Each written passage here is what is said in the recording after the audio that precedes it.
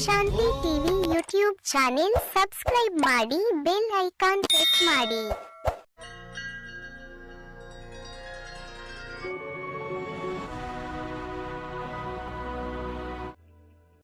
ಓಂ ಶಾಂತಿ.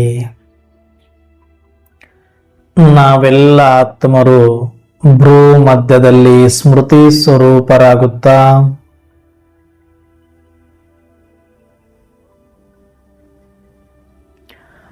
ನಾವೆಲ್ಲ ಆತ್ಮರ ತಂದೆ ಪರಂಪಿತ ಶಿವಬಾಬರವರನ್ನ ಆಹ್ವಾನಿಸುತ್ತಾ ಪ್ರಜಾಪಿತ ಬ್ರಹ್ಮ ಜಗದಂಬಾ ಸರಸ್ವತಿ ಮಮ್ಮಾರವರನ್ನ ಸ್ಮೃತಿ ಮಾಡುತ್ತಾ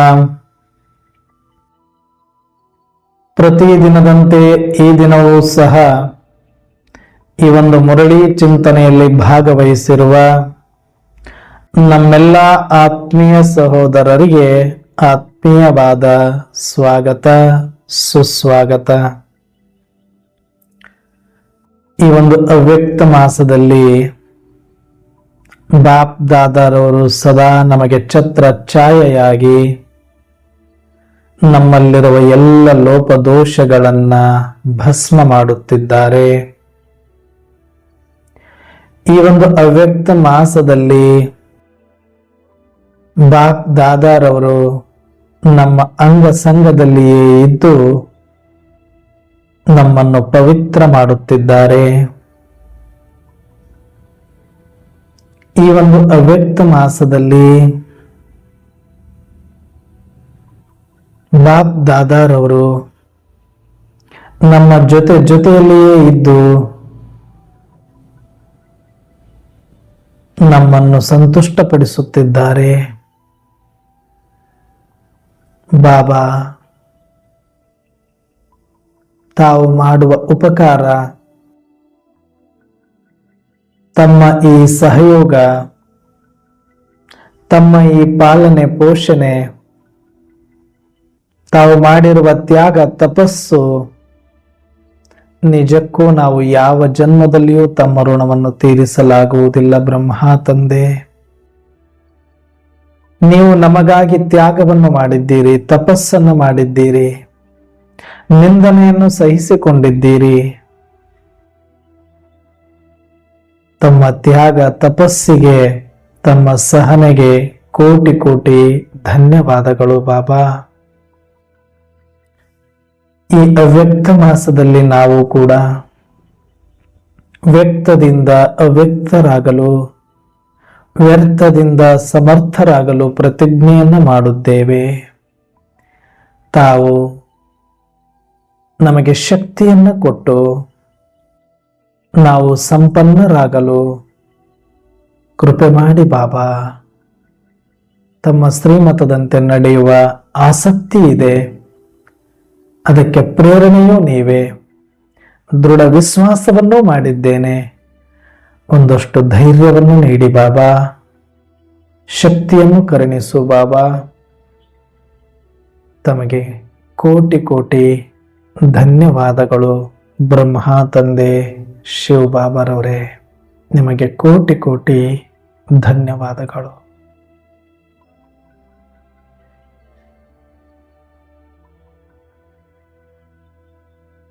ಎಲ್ಲರೂ ಆತ್ಮಿಕ ಸ್ಮೃತಿಯಲ್ಲಿ ಸ್ಥಿತರಾಗಿ ಪರಮಾತ್ಮ ತಂದೆಯ ಸ್ಮೃತಿಯಲ್ಲಿ ನಾನು ಆತ್ಮನಿಗಾಗಿಯೇ ಈ ಮುರಳಿಯನ್ನ ಕೊಟ್ಟಿದ್ದಾರೆ ಎನ್ನುವ ಭಾವದಲ್ಲಿ ಮುರಳಿಯ ಚಿಂತನೆಯನ್ನ ಆರಂಭ ಮಾಡೋಣ.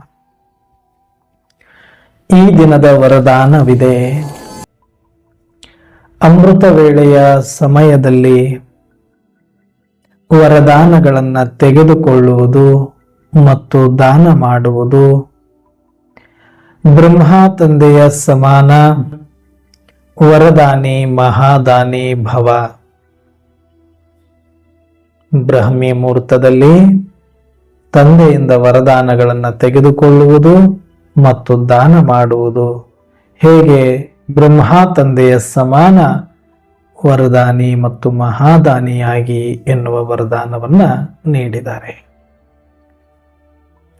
ಯಾವುದೇ ಒಬ್ಬ ತಂದೆಗೆ ತನ್ನ ಮಕ್ಕಳು ತನ್ನಂತೆಯೇ ತನ್ನನ್ನು ಮೀರಿ ಬೆಳೆಯಬೇಕೆನ್ನುವ ಭಾವನೆ ಇರುತ್ತದೆಯೋ ಹಾಗೆ ಬ್ರಹ್ಮ ತಂದೆಗೂ ಇದೆ, ಶಿವಬಾಬರವರಿಗೂ ಇದೆ.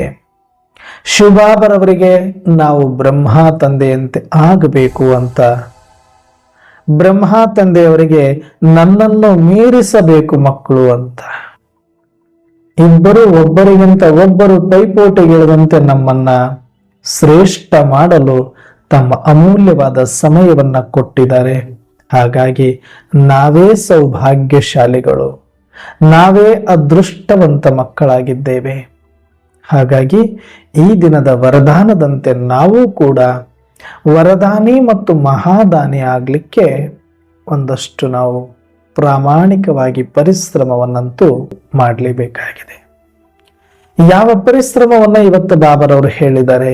ವರದಾನವಂತೂ ಕೊಟ್ಟಿದ್ದಾರೆ, ಆದರೆ ಅದರಿಂದ ನಾವು ಮಾಡಬೇಕಾದ ಪರಿಶ್ರಮವನ್ನು ತಿಳಿಸಿದ್ದಾರೆ. ಏನು? ಅಮೃತ ವೇಳೆಯಲ್ಲಿ, ಹೆಸರೇ ಇದೆ ಅಮೃತ. ಯಾರು ಈ ಸಮಯದಲ್ಲಿ ಹೇಳ್ತಾರೆಯೋ ಅವರಿಗೆ ಮೃತ್ಯು ಬೆನ್ನು ಹತ್ತುವುದಿಲ್ಲ. ಬದಲಾಗಿ ಅವರು ಇಚ್ಛಾಮರಣಿಯಾಗಿರ್ತಾರೆ. ಬಲೆ ನಾಟಕದ ಅನುಸಾರ ದೇಹವನ್ನ ತ್ಯಾಗ ಮಾಡಿದ್ರೂ ಕೂಡ ಅದಕ್ಕೆ ಮೃತ್ಯು ಅಂತ ಹೇಳಲಾಗುವುದಿಲ್ಲ. ಮೃತ್ಯು ಅಂದ್ರೆ ನೋವಿನಿಂದ ಶರೀರವನ್ನ ಬಿಡುವುದ್ರೆ ಮೃತ್ಯು. ನಗುನಗುತ್ತ ಶರೀರವನ್ನ ತಾನೇ ತ್ಯಾಗ ಮಾಡಿದರೆ ಅದು ಅಮರತ್ವ. ಹಾಗಾಗಿ ಮೃತ್ಯುವಿಗೂ ಮತ್ತು ಅಮೃತಕ್ಕೂ ವ್ಯತ್ಯಾಸ ಇಷ್ಟೇ. ಅದೇ ಶರೀರದಲ್ಲಿ ಇರ್ತಾರೆ ಅಂತ ಅಲ್ಲ, ಆ ಶರೀರವನ್ನ ತಾವಾಗೆ ನಗುನಗುತ್ತ ದೇಹ ತ್ಯಾಗವನ್ನ ಮಾಡ್ತಾರೆ. ಅದಕ್ಕೆ ಅವರು ಅಮರರು ಅಂತ ಕರೀತಾರೆ. ಯಾರು ಅಂದ್ರೆ ಅಮೃತ ವೇಳೆಯಲ್ಲಿ ಯಾರು ಎದ್ದು ಆ ಪರಮಪಿತ ಮೃತ್ಯುಂಜಯ ಪರಮಾತ್ಮನಿಂದ ವರದಾನಗಳನ್ನ ಪಡಿತಾರೋ ಅವರು. ನಾವು ಕತೆ ಪುರಾಣಗಳಲ್ಲಿ ಕೇಳಿದಿವಿ. ಇಂದಿನ ಕಾಲದಲ್ಲಿ ದೊಡ್ಡ ದೊಡ್ಡ ಸನ್ಯಾಸಿಗಳು, ಋಷಿ ಮುನಿಗಳೆಲ್ಲರೂ ಕೂಡ ಅಷ್ಟೇಕೆ ಸಾಕಷ್ಟು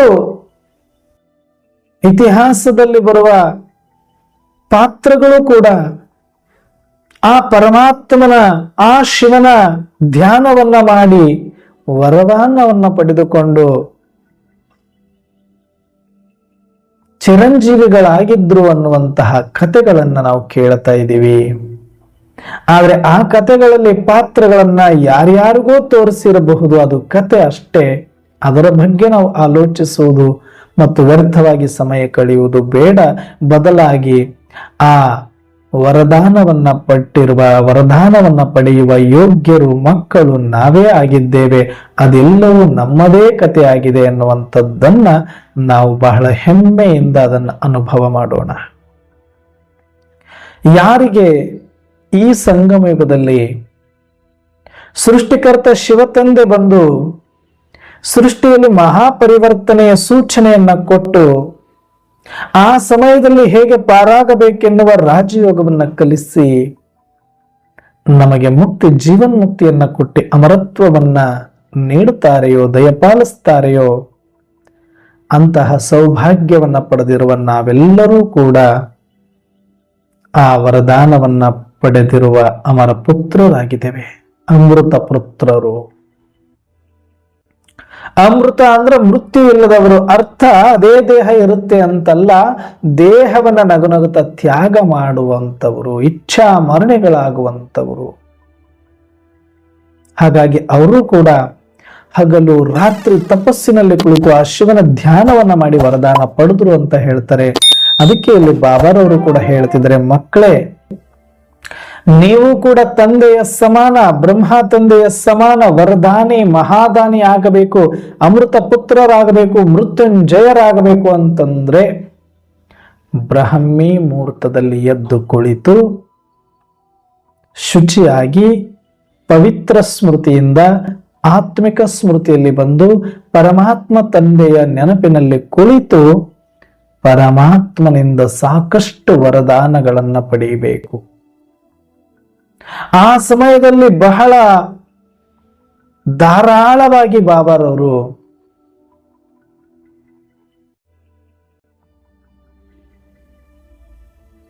ವರದಾನಗಳನ್ನು ಕೊಡ್ತಾರೆ.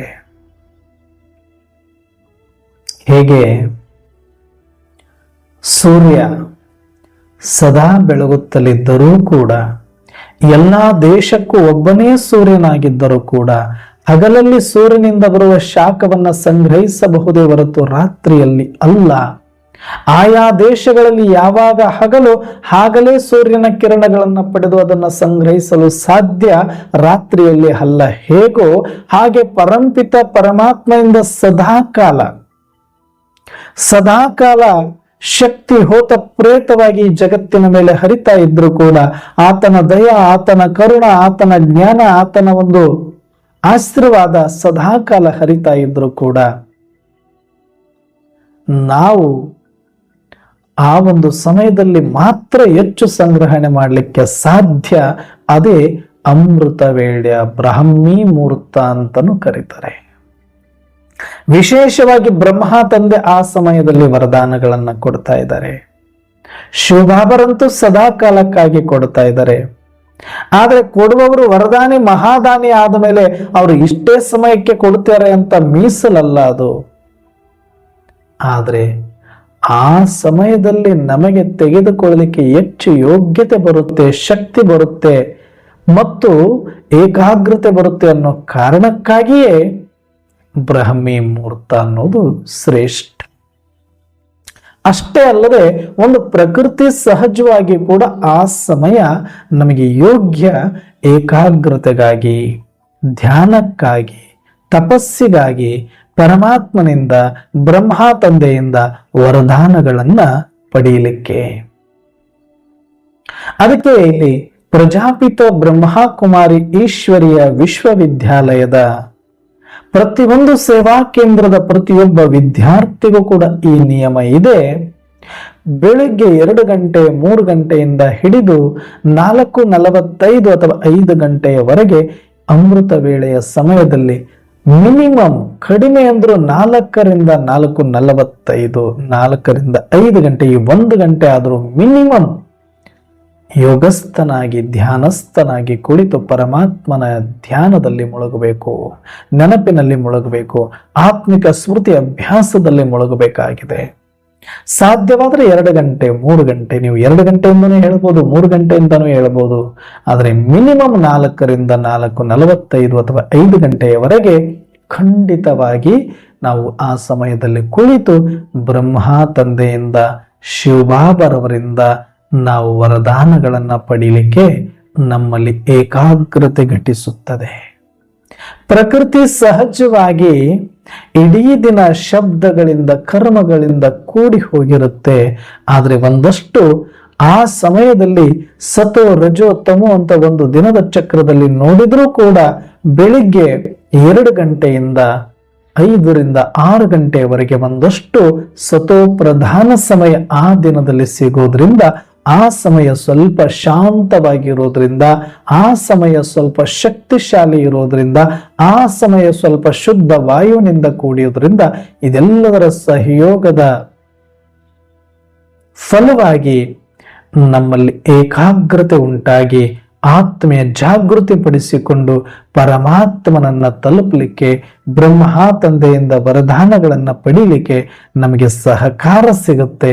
ಈ ಸಮಯದಲ್ಲೇ ನಾವು ಹುಡುಗಾಟಿಕೆಯನ್ನ ಮಾಡಿದ್ರೆ ಮತ್ಯಾವ ಸಮಯದಲ್ಲೂ ಕೂಡ ನಾವು ಪಡೆದುಕೊಳ್ಳೋದಿಕ್ಕೆ ಸಾಧ್ಯ ಆಗೋದಿಲ್ಲ. ಹಾಗಾಗಿ ಬ್ರಾಹ್ಮೀ ಮುಹೂರ್ತದ ಸಮಯದಲ್ಲಿ ವರದಾನಗಳನ್ನ ಪಡೆದುಕೊಂಡು ದಾನ ಮಾಡುವಂತಹ ತಂದೆ ಸಮಾನ ವರದಾನಿ ಮಹಾದಾನಿ ಆಗಿ, ಅದಕ್ಕೆ ಬ್ರಾಹ್ಮೀ ಮುಹೂರ್ತ. ಬ್ರಹ್ಮಜ್ಞಾನ, ಬ್ರಹ್ಮಾಂಡ ಇವೆಲ್ಲವೂ ಕೂಡ ನಮ್ಮ ಭ್ರಮೆಯಿಂದ ಮುಕ್ತಗೊಳಿಸುವಂತಹ ಬ್ರಹ್ಮ ಜ್ಞಾನವನ್ನ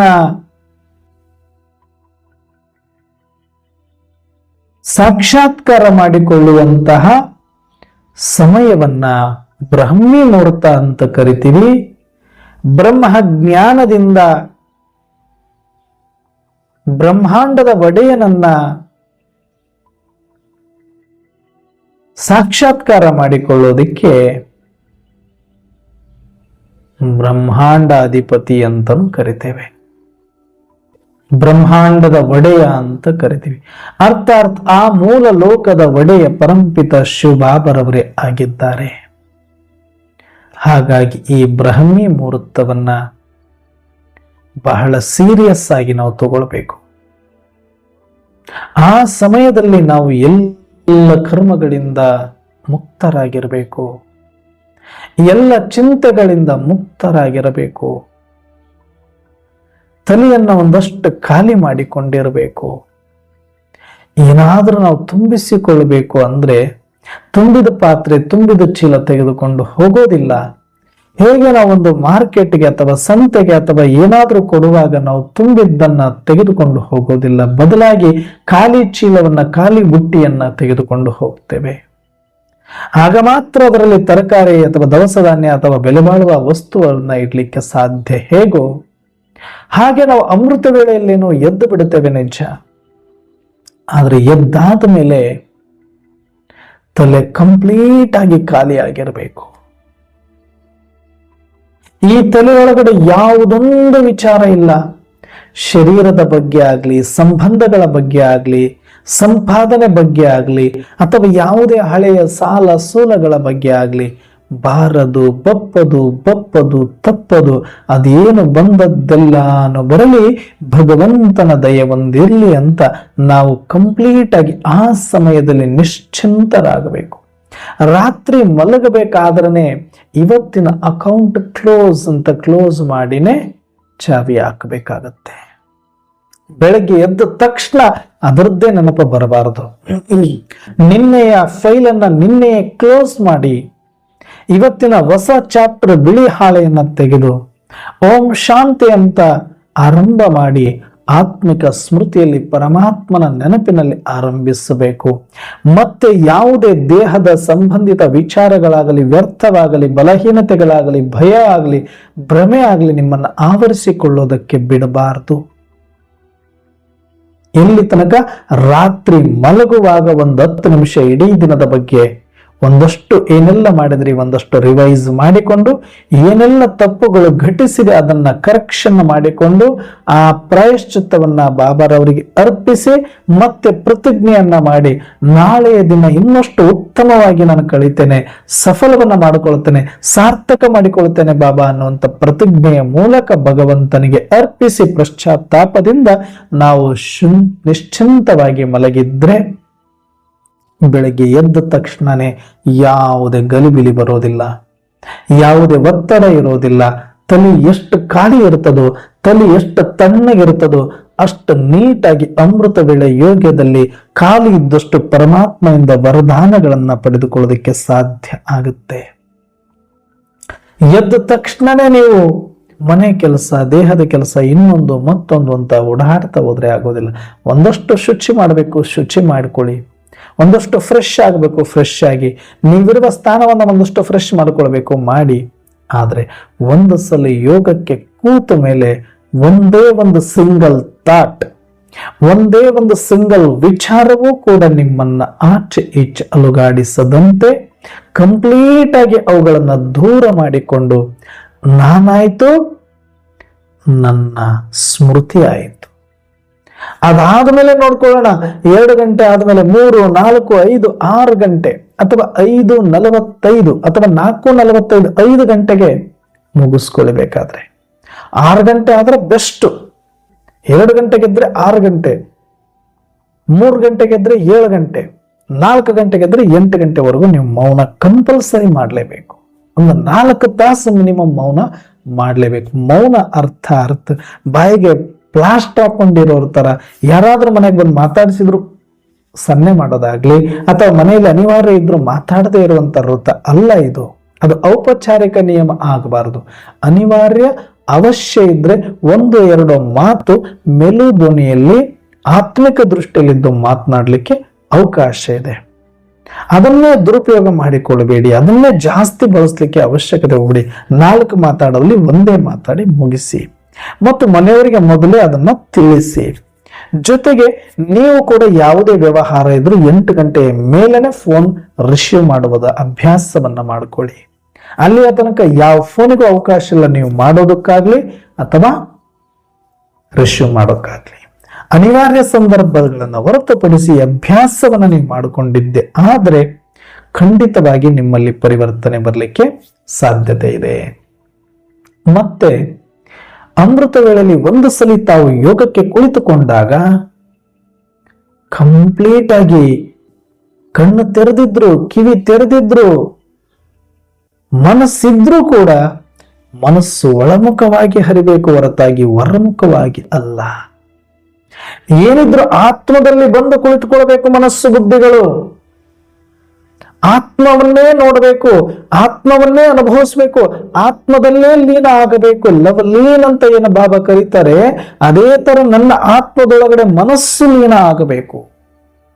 ಯಾವಾಗ ಮನಸ್ಸು ಆತ್ಮದೊಳಗಡೆ ಲೀನ ಆಗಿ ನಾನು ಆತ್ಮ ಆದಾಗ ನನ್ನ ಮನವು ಆತ್ಮ ರೂಪವನ್ನು ತಾಳೆ ಆತ್ಮದಲ್ಲಿ ಲೀನ ಆದಾಗ ನಾನು ಆತ್ಮ ಜಾಗೃತಿಗೊಂಡು ಆತ್ಮವಾಗಿ ನಾನು ವ್ಯವಹರಿಸುವುದನ್ನು ಆರಂಭ ಮಾಡಿದಾಗ ಆತ್ಮವೇ ಪರಮಾತ್ಮನ ಜೊತೆಗೆ, ಆತ್ಮವೇ ಬ್ರಹ್ಮ ತಂದೆಯ ಜೊತೆಗೆ ನೇರ ಸಂಬಂಧ ಮತ್ತು ಸಂಪರ್ಕವನ್ನ ಇಟ್ಟುಕೊಂಡು ಆತ್ಮೀಯ ವಾರ್ತಾಲಾಪವನ್ನು ಮಾಡಲಿಕ್ಕೆ ಅವಕಾಶವಿದೆ.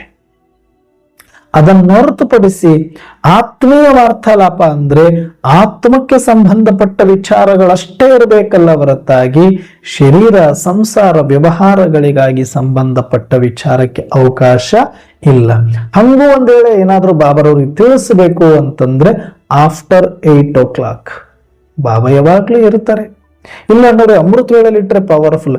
ಅಮೃತ ವೇಳೆಯಲ್ಲಿ ಶರೀರದ ಕಾರ್ಯಗಳಿಗೆ ಉಪಯೋಗಿಸ್ಕೊಳ್ಳಬೇಡಿ. ಇದು ನಿಷಿದ್ಧ, ಇದು ಪಾಪ ಕೂಡ. ಅದು ವ್ಯರ್ಥವನ್ನ ನೀವು ತಂದು ಅಮೃತ ವೇಳೆಯಲ್ಲಿ ಹಾಕಿದ್ರೆ ಎಷ್ಟೋ ತಪಸ್ವಿಗಳು ಆ ಸಮಯದಲ್ಲಿ ವಾಯುಮಂಡಲವನ್ನ ತಯಾರು ಮಾಡ್ಲಿಕ್ಕೆ ಅಷ್ಟೊಂದು ಪರಿಶ್ರಮ ಪಡ್ತಾ ಇದ್ರೆ ತಾವು ವ್ಯರ್ಥ ವಿಚಾರ, ದೇಹ ಸಂಬಂಧ ಸಂಪರ್ಕದ ವಿಚಾರಗಳನ್ನ ಇಟ್ಟುಕೊಂಡು ಕೂತಿದ್ರೆ ಇದಕ್ಕಿಂತ ದೊಡ್ಡ ಪಾಪ ತಮ್ಮಿಂದ ಮತ್ಯಾವುದು ಆಗೋದಿಲ್ಲ. ಹಾಗಾಗಿ ದಯವಿಟ್ಟು ತಾವೆಲ್ಲರೂ ಕೂಡ ಆ ಸಮಯದಲ್ಲಿ ಯಾವುದೇ ನಿಮ್ಮ ಎಷ್ಟೇ ಸೀರಿಯಸ್ ಆಗಿರುವ ವೈಯಕ್ತಿಕ ವಿಚಾರಗಳ ಒತ್ತಡ ಇದ್ರೂ ಕೂಡ ಬ್ರಹ್ಮಿ ಮುಹೂರ್ತದಲ್ಲಿ ಬೇಡ. 2 ಗಂಟೆಯಿಂದ 6 ಗಂಟೆವರೆಗೂ ಮಿನಿಮಮ್ ಅಥವಾ 8 ಗಂಟೆವರೆಗೂ ಯಾವುದೇ ನಿಮ್ಮ ದೇಹದ ಆರೋಗ್ಯದ ಬಗ್ಗೆ ಮಾತಾಡಬೇಕು ಅಂದ್ರೂ ಕೂಡ ಆ ಸಮಯ ಉಪಯೋಗಿಸಿಕೊಳ್ಳಬೇಡಿ. ನಿಮ್ಮ ಅತಿ ತುರ್ತು ಪರಿಸ್ಥಿತಿಯ ಕುರಿತಾಗಿದ್ರು ಕೂಡ ಆಫ್ಟರ್ 8 o'clock ಇಟ್ಕೊಳ್ಳಿ. ಅದು ಕೂಡ ಅದನ್ನೇ ಗಂಟೆಗಟ್ಟಲೆ ವ್ಯರ್ಥವಾಗಿ ಗುರು ಅಂತ ಅಲ್ಲ, ಏನೋ ಒಂದು ಇನ್ಫಾರ್ಮೇಶನ್ ಬಾಬರವ್ರ ಮುಂದೆ ಹೇಳ್ಬೇಕು, ಮನಸ್ಸು ಹಗರ ಮಾಡ್ಕೊಳ್ಬೇಕು, ಮಾಡ್ಕೊಳ್ಳಿ. ಆದ್ರೆ ಅದೇ ಒಂದು ಚಾಳಿ ಆಗಬಾರದು. ಯಾಕಂದ್ರೆ ಭಗವಂತ ಬಂದಿರೋದು ಆತ್ಮ ಕಲ್ಯಾಣಕ್ಕಾಗಿಯೇ ಹೊರತಾಗಿ ಪಾತ್ರ ಕಲ್ಯಾಣ ಪರಮಾತ್ಮನ ಕೆಲಸ ಅಲ್ಲ. ಪಾತ್ರ ಕಲ್ಯಾಣ ಏನೇ ಇದ್ರೂ ಕೂಡ ಅದು ಶ್ರೀಮತವನ್ನ ಅಳವಡಿಸಿಕೊಂಡು ನಿನ್ನ ಕರ್ಮದಿಂದ ನೀನೇ ಸರಿ ಮಾಡಿಕೊಳ್ಳಬೇಕಲ್ಲ ಹೊರತಾಗಿ ಬಾಬಾರವ್ರು ಮಾಡ್ಲಿಕ್ಕೆ ಬರೋದಿಲ್ಲ. ಯಾಕೆ ಅಂದ್ರೆ ಬಾಬಾರವರಿಗೆ ನಾವಷ್ಟೇ ಮಕ್ಕಳಲ್ಲ. ನಾವೊಬ್ರಿಗೇನಾದ್ರೂ ಬಾಬಾರವ್ರ ಸೇವೆ ಅಥವಾ ಸಹಯೋಗ ಮಾಡ್ಲಿಕ್ಕೆ ಬಂದ್ರೆ ಉಳಿದವರೆಲ್ಲರಿಗೂ ಮಾಡ್ಲಿಕ್ಕೆ ಬಂದಿ ಆಗ್ತಾರೆ. ಬಾಬಾರವ್ರನ್ನ ಬಂದಿ ಮಾಡ್ಲಿಕ್ಕೆ ನಾವು ಯಾವುದೂ ಕೂಡ ಅವಕಾಶಗಳನ್ನ ಕೊಡಬಾರ್ದು. ಅಂದ್ರೆ ಯಾವುದೇ ಅಪ್ಲಿಕೇಶನ್ಗಳನ್ನ ಕಳಿಸಬಾರದು. ಈಗ ಯಾರಾದ್ರೂ ನಮ್ಮ ಮನೆಯವರ MLA MP ಏನೋ ಆಗ್ಬಿಟ್ಟಿದ್ದಾರೆ, ಮಿನಿಸ್ಟರ್ ಅಂದಾಗ ನಮ್ಮದೇ ಅಪ್ಲಿಕೇಶನ್ಗಳನ್ನ ಕಳಿಸಿ ನಾವೇ ದಾರಿ ತಪ್ಪಿಸ್ಲಿಕ್ಕೆ ಅವಕಾಶ ಮಾಡಿಕೊಟ್ಟು ಅಥವಾ ನಮಗೂ ಮಾತ್ರ ಒಂದಷ್ಟು ಸಹಯೋಗ ಮಾಡೋ ತರ ಮಾಡಿದ್ರೆ ಉಳಿದವರೆಲ್ಲ ಎದ್ದು ಕೂತ್ಕೊಂಡಾಗ ಅವಾಗ ಅವರ ಸ್ಥಾನಕ್ಕೆ ಧಕ್ಕೆ, ಅವರಿಗೂ ಅಗೌರವ ಹೇಗೋ ಹಾಗೆ ನಾವು ಕೂಡ ಪರಮಾತ್ಮ ನಮ್ಮವರೇ, ಜ್ಞಾನವೂ ಕೊಟ್ಟಿದ್ದಾರೆ, ಶ್ರೀಮತವೂ ಕೊಟ್ಟಿದ್ದಾರೆ, ಶಕ್ತಿನೂ ಕೊಟ್ಟಿದ್ದಾರೆ, ಧೈರ್ಯನೂ ಇಟ್ಟಿದ್ದಾರೆ. ಆದ್ರೆ ಮತ್ತು ನಾವು ಮತ್ತೆ ನಮಗೆ ಬಾಬರವ್ರು ಹೆಂಗೂ ಸಿಕ್ಕಿದ್ದಾರೆ ಅಂತ ಹೇಳಿ ಮನಸ್ಸು ಇಚ್ಛೆ ನಮ್ಮ ಪಾತ್ರಕ್ಕಾಗಿ ಬಳಸ್ಕೊಂಡಿದ್ದೆ ಆದ್ರೆ ನಿಜವಾಗ್ಲೂ ನಾವು ಪಾಪವನ್ನೇ ಮಾಡ್ತೀವಿ ಹೊರತಾಗಿ ಪುಣ್ಯ ಅಂತೂ ಆಗ್ಲಿಕ್ಕೆ ಸಾಧ್ಯ ಇಲ್ಲ. ಮುಕ್ತ ಅವಕಾಶಗಳನ್ನ ಕೊಟ್ಟಿದ್ದಾರೆ. ನೀವು ಆಲೋಚನೆ ಮಾಡಿ ಪಾತ್ರವನ್ನ ಸುಧಾರಣೆ ಮಾಡಿಕೊಳ್ಳೋದಿದ್ರೆ ಹಿಂದೆ ಏನು ಮಾಡಿದೀವಿ ಅಥವಾ ಏನು ಪಾತ್ರ ಇತ್ತು ಅದರ ಅನುಸಾರವೇ ಈಗ ಪಾತ್ರ ಸಿಕ್ಕಿದೆ ಹೊರತಾಗಿ ಇದನ್ನು ತಿದ್ದಲಿಕ್ಕೆ ಸಾಧ್ಯ ಇಲ್ಲ. ಯಾರ ಪಾತ್ರವನ್ನೂ ತಿದ್ದಲಿಕ್ಕೆ ಬರುವುದಿಲ್ಲ, ಯಾರ ಪಾತ್ರದಲ್ಲೂ ದೋಷ ಅಂತ ಹೇಳಲಿಕ್ಕೆ ಬರೋದಿಲ್ಲ. ಅವರವರ ಪಾತ್ರ ಆ ಸಮಯಕ್ಕೆ ತಕ್ಕಂತೆ ಅವರು ಮಾಡಲೇಬೇಕಾಗಿರೋದ್ರಿಂದ ಇಲ್ಲಿ ನಿಮ್ಮ ಕುರಿತಾಗ್ಲಿ, ನಿಮ್ಮ ಅನೇಕ ಸಂಬಂಧಿಗಳ ಕುರಿತಾಗ್ಲಿ, ಪರಿಸ್ಥಿತಿಯ ಕುರಿತಾಗ್ಲಿ, ಉದ್ಯೋಗ ವ್ಯಾಪಾರದ ಕುರಿತಾಗ್ಲಿ, ಆರೋಗ್ಯದ ಕುರಿತಾಗ್ಲಿ ಬಾಬರವ್ರ ಹತ್ರ ಮಾತಾಡ್ತಾ ಬಂದು ಸಮಯ ಹಾಳು ಮಾಡಬೇಡಿ. ನಿಮ್ಮ ಮನೆಯಲ್ಲಿ ಹಾರ್ಟ್ ಸರ್ಜನ್ ಡಾಕ್ಟರ್ ಇದ್ರು ಮೂಳೆ ಬಗ್ಗೆ ಕೇಳ್ತಾ ಕೂತ್ಕೊಂಡ್ರೆ ಸಮಯ ವ್ಯರ್ಥ ಆಗುತ್ತೆ. ಅದಕ್ಕಾಗಿ ಬೇರೆ ಡಾಕ್ಟರ್ ತರ ನಾವು ಹೋಗ್ಬೇಕಷ್ಟೇ. ಆದ್ರೆ ನನ್ನ ಮನೆಯಲ್ಲೇ ಡಾಕ್ಟರ್ ಇದ್ದಾನೆ ಅಂತ ಹೇಳ್ಬಿಟ್ಟು ಹಾರ್ಟ್ ಸರ್ಜರಿ ಮಾಡುವಾಗ ಹೋಗಿ ನನ್ನ ಕಾಲು ಕಟ್ಟಾಗಿದೆ, ನನ್ನ ಕಾಲು ಒಳ್ಳಿದೆ, ನನ್ನ ಮೊಂಡೆ ನೋವಿದೆ, ಸೊಂಟ ನೋವಿದೆ ಅಂತ ಹೇಳ್ತಾ ಕೂತ್ಕೊಂಡ್ರೆ ಎಷ್ಟು ಅವರ ಕೆಲಸಕ್ಕೆ ಅಡ್ಡಿಯಾಗತ್ತೆ ಮತ್ತು ವ್ಯರ್ಥ ಆಗುತ್ತೋ, ಅದೇ ತರ ಇಲ್ಲಿ ಪರಮಾತ್ಮ ಆತ್ಮರನ್ನ ಜಾಗೃತಿ ಮಾಡುವ ಕಾರ್ಯದಲ್ಲಿ ನಿರತರಾಗಿದ್ದಾಗ ಹೋಗಿ ಹೋಗಿ ಬಾಬರವರಿಗೆ ಡಿಸ್ಟರ್ಬ್ ಮಾಡಿದ್ರೆ, ನಮ್ಮ ಸಮಸ್ಯೆಗಳನ್ನ ಹೇಳ್ತಾ ಕೂತ್ಕೊಂಡ್ರೆ ತಂದೆಯಾಗಿ ಬೇಡ ಅನ್ಲಿಕ್ಕೂ ಬರೋದಿಲ್ಲ, ಹಾಗಂತ ನಿಮ್ಮದೆಲ್ಲವನ್ನ ಸರಿ ಮಾಡ್ಲಿಕ್ಕೂ ಆಗೋದಿಲ್ಲ, ಮತ್ತೆ ಅವರ ಸಮಯವೂ ಕೂಡ ವ್ಯರ್ಥ ಆಗುತ್ತೆ. ಈ ಎಲ್ಲ ಕಾರಣಗಳಿಂದ ಬಾಬರವರಲ್ಲಿ ಬಾಬಾ ಬೇಕಾದ್ದು ಬರಲಿ, ಶರೀರ ಯಾವತ್ತೂ ಒಂದು ದಿನ ಹೋಗೋದು, ಅದಕ್ಕೆ ನಾನು ಹೆದರೋದಿಲ್ಲ. ರೋಗ ಬರೋದು ನನಗೆ ಗೊತ್ತಿದ್ದೇ ಇದೆ, ರೋಗ ಇದರ ಶರೀರದ ಲಕ್ಷಣ. ಸಾವಂತೂ ಒಂದು ದಿನ, ಮೃತ್ಯು ಅದು ಇದ್ದೇ ಇದೆ. ಈ ಶರೀರದ ದೃಷ್ಟಿಯಲ್ಲಿ, ಲೌಕಿಕದ ದೃಷ್ಟಿಯಲ್ಲಿ ಸಂಬಂಧಗಳು, ಸಂಪಾದನೆ, ವ್ಯವಹಾರ, ಉದ್ಯೋಗ, ವಿಚಾರ ಏನೇ ಇದ್ರೂ ಕೂಡ ಅದನ್ನ ನಾನೇ ನಿಭಾಯಿಸ್ತೇನೆ. ನಾನೇ ಶ್ರೀಮತದಂತೆ ನಡೆದುಕೊಂಡು ಅವುಗಳನ್ನು ಪರಿಹರಿಸಿಕೊಳ್ತೇನೆ. ಯಾವತ್ತೂ ಕೂಡ ನಿಮ್ಮ ತಂಟೆಗೆ ಇವುಗಳನ್ನು ತೆಗೆದುಕೊಂಡು ಬರೋದಿಲ್ಲ ಬಾಬಾ. ಏನಿದ್ರು ಆತ್ಮ ಕಲ್ಯಾಣಕ್ಕಾಗಿಯೇ ನಿಮ್ಮ ಜೊತೆ ನನಗೆ ವಾರ್ತಾಲಾಪ ಬಿಟ್ರೆ ಬೇರೆ ನಿಮ್ಮ ಸಮಯವನ್ನು ವ್ಯರ್ಥಗೊಳಿಸುವುದಿಲ್ಲ ಅನ್ನುವಂಥ ಪ್ರತಿಜ್ಞೆಯನ್ನು ನಾವು ಮಾಡಬೇಕಾಗತ್ತೆ. ಆಗ ಅಂತ ಮಕ್ಕಳ ಮೇಲೆ ವಿಶೇಷ ಗಮನವೂ ಕೂಡ ಬಾಬರವರಿಗೆ ಒಂದಷ್ಟು ಇದ್ದೇ ಇರುತ್ತೆ. ನಾವು ಕೂಡ ಬರೀ ಮಕ್ಕಳೆಲ್ಲ, ಈಗ ದೊಡ್ಡವರಾಗಬೇಕಿದ್ರಲ್ಲೂ ಕೂಡ ಜ್ಞಾನದಲ್ಲಿ, ಪರಿಪಕ್ವತೆಯಲ್ಲಿ, ಅನುಭಾವದಲ್ಲಿ ನಾವು ಕೂಡ ದೊಡ್ಡವರಾಗಬೇಕು. ಬರೀ ಮಕ್ಕಳಾಗಿದ್ದು ಚಾಕ್ಲೇಟ್ಗೆ ಆಸೆ ಪಡುವಂತೆ ಈ ಸ್ಥೂಲ ಸುಖ ಭೋಗಗಳಿಗಾಗಿ, ಸ್ಥೂಲ ಪರಿಸ್ಥಿತಿಗಳಿಗಾಗಿನೇ ಭಗವಂತನನ್ನ ಬಳಸಿಕೊಳ್ಳೋದು ಬೇಡ. ಬದಲಾಗಿ ಆತ್ಮದ ಸಾಕ್ಷಾತ್ಕಾರ, ಆತ್ಮದ ಆನಂದ, ಅತೀಂದ್ರಿಯ ಸುಖಕ್ಕಾಗಿ ನಾವು ಬಾಬರವರ ಅಂಗಸಂಗದಲ್ಲಿ ಇರೋಣ, ಬಾಬರವರ ಸ್ಮೃತಿಯನ್ನ ಮಾಡೋಣ ಮತ್ತು ಬಾಬಾರವರ ಸಹಯೋಗವನ್ನು ತೆಗೆದುಕೊಳ್ಳೋಣ.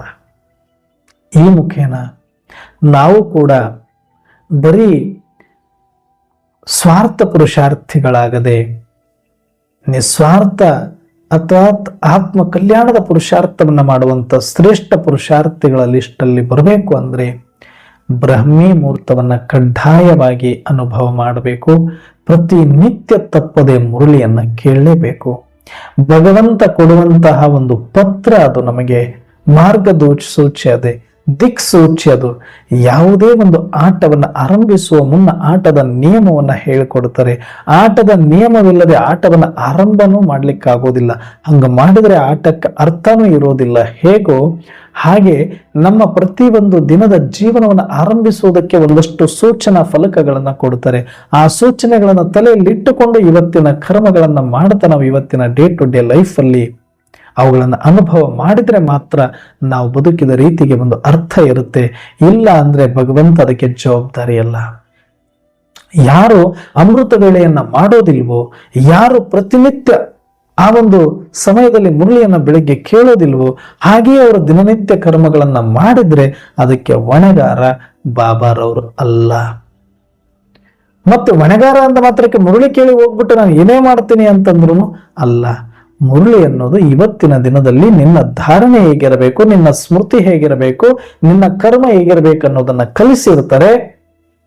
ಆ ಮುರಳಿಯ ಆಧಾರದ ಮೇಲೆ ಅವತ್ತು ಧಾರಣಯುಕ್ತ ಜೀವನವನ್ನ ಮಾಡಿದ್ರೆ ಖಂಡಿತವಾಗಿ ಭಗವಂತ ನಿನ್ನ ಪಾತ್ರಕ್ಕೂ ಕೂಡ ಹೊಣೆಗಾರಿಕೆಯನ್ನು ತೆಗೆದುಕೊಳ್ಳಬಹುದು. ಆದ್ರೆ ನೀವು ಮಾರ್ಗಸೂಚನವನ್ನೇ ತೆಗೆದುಕೊಳ್ಳದೆ, ಅವರು ಹೇಳಿದಾಗ ಕೇಳಿಸ್ಕೊಳ್ಳೋದಕ್ಕೂ ಬರದೆ, ಅವರಿಗೆ ಗೌರವವನ್ನೂ ಕೊಡದೆ, ಬರೀ ಕಷ್ಟ ಬಂದಾಗ, ಸಂಕಟ ಬಂದಾಗ ವೆಂಕಟರಮಣ ಅಂತ ಓಡಿದ್ರೆ ಹೇಗೆ ಫಲ ಸಿಗೋದಿಲ್ವೋ ಹಾಗೆ ಬಾಬರವರು ಹೇಳ್ತಾರೆ, ಯಾವ ಮಕ್ಕಳು ಅಮೃತ ವೇಳೆಯಲ್ಲಿ ಎದ್ದೇಳೋದಿಲ್ವೋ, ಆ ಸಮಯವನ್ನ ನನಗಾಗಿ ಮೀಸಲಿಡೋದಿಲ್ವೋ, ತನ್ನ ಆತ್ಮ ಕಲ್ಯಾಣಕ್ಕಾಗಿ ಪರಿಶ್ರಮ ಪಡುವುದಿಲ್ವೋ ಮತ್ತು ಬೆಳಗ್ಗೆ ಅಮೃತ ವೇಳೆಯಲ್ಲಿ ಮುರಳಿಯನ್ನು ಕೇಳುವುದಿಲ್ವೋ ಅವರ ಜೀವಕ್ಕೆ ಮತ್ತು ಅವರ ಜೀವನಕ್ಕೆ ನಾನು ಹೊಣೆಗಾರನಾಗುವುದಿಲ್ಲ. ನನ್ನ ಮಾತನ್ನೇ ಕೇಳಿಸಿಕೊಳ್ಳದವರ ಮಾತನ್ನು ಕೇಳಿಸಿಕೊಳ್ಳುವಷ್ಟು ಸಮಯ ಮತ್ತು ವ್ಯವಧಾನ ನನಗೂ ಇಲ್ಲ ಅಂತ ಹೇಳ್ತಾರೆ ಬಾಬಾ. ಹಂಗಂತ ಕೇಳಿಸ್ಕೊಳ್ಳೋದಿಲ್ಲ ಅಂತಲ್ಲ, ಕೇಳಿಸ್ಕೊಂಡ್ರೆ ಏನು ಉಪಯೋಗಕ್ಕೆ ನಿಮಗೆ ಬರೋದಿಲ್ಲ. ಯಾಕೆ ಅಂದ್ರೆ ನೀವೆಷ್ಟು ಗೌರವ ಕೊಡ್ತೀರೋ ಅಷ್ಟೇ ನಿಮಗೂ ಕೂಡ ಆ ಕಡೆಯಿಂದ ಸಿಗುತ್ತೆ. ಯೂನಿವರ್ಸಲ್. ಎಷ್ಟು ಸೂರ್ಯನಿಗೆ ಮೈ ಒಡ್ಡುತ್ತೇವೆಯೋ ಅಷ್ಟು ಶಾಖ ಮಾತ್ರ ನಮ್ಮದಾಗುತ್ತೆ. ಬಿಟ್ರೆ ಸೂರ್ಯನಿಂದ ದೂರ ಇದ್ದುಕೊಂಡು ಬೆಳಕು ಬೇಕು ಅಂತ ಕೂತ್ಕೊಳ್ಳೋದು ಮೂರ್ಖತನ ಆಗುತ್ತೆ. ಹೇಗೋ ಬ್ರಹ್ಮ ತಂದೆಯ ಮೂಲಕ ಸ್ವಯಂ ಪರಮಾತ್ಮ ಪ್ರತಿನಿತ್ಯ ಅಮೃತ ವೇಳೆಯಲ್ಲಿ ವರದಾನಗಳನ್ನು ಕೊಡ್ತಾರೆ, ಶಕ್ತಿಯನ್ನು ಕೊಡ್ತಾರೆ, ಗುಣಗಳನ್ನು ಕೊಡ್ತಾರೆ. ಆ ಸಮಯದಲ್ಲಿ ತೆಗೆದುಕೊಳ್ಳದೆ ಮುರಳಿಯ ಮಾರ್ಗಸೂಚನವನ್ನ ಕೇಳದೆ ಜೀವನವನ್ನ ಮಾಡಕ್ ಹೋಗ್ಬಿಟ್ಟು ಎಡವಟ್ಟಾಗಿ ಪಶ್ಚಾತ್ತಾಪದಲ್ಲಿ ಬಿದ್ದು ಆಮೇಲೆ ಬಾಬಾ ಅಂದ್ರೆ ತಪ್ಪು ನಮ್ಮದೇ ಆಗಿರುತ್ತೆ ಹೊರತಾಗಿ ಬಾಬಾರವರದ್ದಲ್ಲ. ಹಾಗಾಗಿ ನಾವು ಕೂಡ ಇನ್ನು ಮುಂದೆ ಪ್ರತಿದಿನ ಬ್ರಹ್ಮಿ ಮುಹೂರ್ತದಲ್ಲಿ ಎದ್ದು ಆತ್ಮ ಕಲ್ಯಾಣವನ್ನ ಮಾಡಿಕೊಂಡು ಪರಮಾತ್ಮನಿಂದ ಬ್ರಹ್ಮ ತಂದೆಯಿಂದ ವರದಾನಗಳನ್ನು ಪಡೆದುಕೊಂಡು ವರದಾನಿ ಮಹಾದಾನಿ ಅನ್ಯರಿಗೆ ಹಂಚುವಂತವರಾಗೋಣ. ಮತ್ತೆ ಜೊತೆಗೆ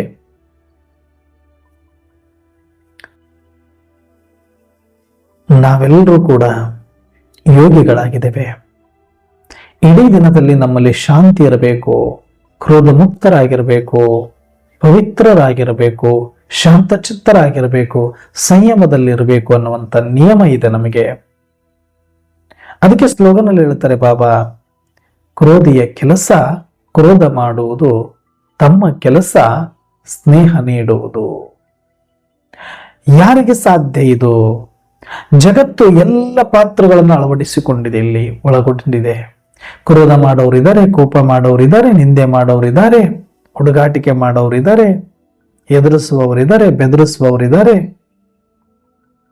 ಸುಳ್ಳು, ಮೋಸ, ವಂಚನೆ ಎಲ್ಲಾ ತರದ ಪಾತ್ರಗಳಿಗೂ ಇಲ್ಲಿ ಅವಕಾಶ ಇರೋದ್ರಿಂದ ಕ್ರೋಧಿಯ ಪಾತ್ರ ಕ್ರೋಧ ಮಾಡುವುದೇ ಇರುತ್ತೆ. ಅವಾಗ ನಾವು ಅವರು ತಪ್ಪು ಅಂತ ಹೇಳಲಿಕ್ಕಾಗೋದಿಲ್ಲ. ಆ ಸಮಯದಲ್ಲಿ ನಾನು ಕ್ರೋಧಿಯಾಗಿ ಕ್ರೋಧವನ್ನ ಬಿಡಲ್ಲ, ಹೇಗೂ ನಾನು ಯೋಗಿಯಾಗಿ ಸ್ನೇಹವನ್ನ ಬಿಡಬಾರದು ಅಂತ ಹೇಳಿದರೆ, ಆ ರೀತಿಯಾಗಿ ನಾನು ಯೋಗಿಯಾಗಿ ಶಾಂತತೆಯಿಂದ ವರ್ತಿಸಿ ಸಂಯಮದಿಂದ ಇದ್ದು ಸ್ನೇಹವನ್ನೇ ಕೊಟ್ಟಾಗ ನಿಜವಾದ ವರದಾನಿ ಮಹಾದಾನಿ ಆಗ್ತೇನೆ. ಆ ರೀತಿ ಸಂಯಮದಲ್ಲಿದ್ದು ಸ್ನೇಹವನ್ನ ಕೊಡ್ಲಿಕ್ಕೆ ನಮಗೆ ಒಂದು ಶಕ್ತಿ, ಧೈರ್ಯ ಬೇಕಾಗ್ತದೆ. ಅದು ಯಾವಾಗ ಸಿಗುತ್ತೆ ಅಂದ್ರೆ ಯಾರು ಅಮೃತ ವೇಳೆಯಲ್ಲಿ ಎದ್ದು ಆತ್ಮಿಕ ಸ್ಮೃತಿಯಲ್ಲಿಯೇ ಕುಳಿತು ಪರಮಾತ್ಮ ತಂದೆಯ ನೆನಪನ್ನ ಮಾಡ್ತಾ ಇಡೀ ಸೃಷ್ಟಿಯಲ್ಲಿರುವ ಸರ್ವಾತ್ಮರನ್ನು ಕೂಡ ನನ್ನವರೆಂದು ಭಾವಿಸುತ್ತಾ ಸರ್ವರಿಗೂ ಕೂಡ ಪ್ರೇಮ ಸ್ನೇಹದ ತರಂಗಗಳನ್ನ ನೀಡುತ್ತಾ ಯಾರು ಅಮೃತ ವೇಳೆಯನ್ನು ಸಾರ್ಥಕಪಡಿಸಿಕೊಳ್ಳುತ್ತಾರೆಯೋ ಅವರು ಮಾತ್ರನೇ ಇಡೀ ದಿನದಲ್ಲಿ ಎಂಥದ್ದೇ ಪರಿಸ್ಥಿತಿ, ಎಂಥದ್ದೇ ವಾತಾವರಣದಲ್ಲಿ ಇದ್ರೂ ಕೂಡ ಅವರು ಕ್ರೋಧ ಮಾಡಿಕೊಳ್ಳದೆ ಸಂಯಮದಿಂದ ತಾಳ್ಮೆಯಿಂದ ಇದ್ದು ಅವರಿಗೆ ಸ್ನೇಹ ಪ್ರೀತಿಯನ್ನೇ ಕೊಡಲಿಕ್ಕೆ ಸಾಧ್ಯವಾಗುತ್ತೆ. ಹಾಗಾಗಿ ನಾವು ಕೂಡ ಇಲ್ಲಿಯ ತನಕ ಏನೆಲ್ಲ ತಪ್ಪುಗಳು ಮಾಡಿದ್ದೇವೆ ಅವುಗಳನ್ನು ಪರಮಾತ್ಮನ ಮುಂದೆ ಕುಳಿತು ಅರ್ಪಿಸಿ ದೃಢ ಪ್ರತಿಜ್ಞೆಯನ್ನ ಮಾಡೋಣ. ಈ ಅವ್ಯಕ್ತ ಮಾಸ ಮುಗಿಯುವುದರೊಳಗಾಗಿ ಅಮೃತ ವೇಳೆಯನ್ನ ಪಕ್ಕಾ ಮಾಡಿಕೊಂಡು ವ್ಯರ್ಥ ಮುಕ್ತ ಮಾಡಿಕೊಂಡು ಸಮರ್ಥವಾಗಿ ಸದ್ಬಳಕೆ ಮಾಡಿಕೊಳ್ತೇನೆ ಬಾಬಾ. ಮತ್ತು ಪ್ರತಿನಿತ್ಯವೂ ಕೂಡ ಸಾಧ್ಯವಾದಷ್ಟು 8 ಗಂಟೆಯ ಒಳಗೆ ಸೇವಾ ಕೇಂದ್ರಕ್ಕೆ ಹೋಗಿಯೇ ಮುರಳಿಯನ್ನ ಕೇಳ್ತೇನೆ. ಸಾಧ್ಯವಾಗದ ಪರಿಸ್ಥಿತಿಯಲ್ಲಿ ನಾನು ಆನ್ಲೈನ್ ಅಲ್ಲಿ ಅಥವಾ ಟಿವಿಯಲ್ಲಿ ಅಥವಾ ಮೊಬೈಲಲ್ಲಿ ಕೇಳ್ತೇನೆ, ಇಲ್ಲ ಮನೆಯಲ್ಲಿ ಪುಸ್ತಕದಲ್ಲಿ ಓದಿಕೊಳ್ಳುತ್ತೇನೆ ಬಾಬಾ. ಸಾಧ್ಯವಾದಷ್ಟು ಅಮೃತ ವೇಳೆಯಲ್ಲಿ ಇದನ್ನ ಓದಿಯೇ ನಾನು ದಿನಚರಿಯನ್ನು ಆರಂಭಿಸ್ತೇನೆ.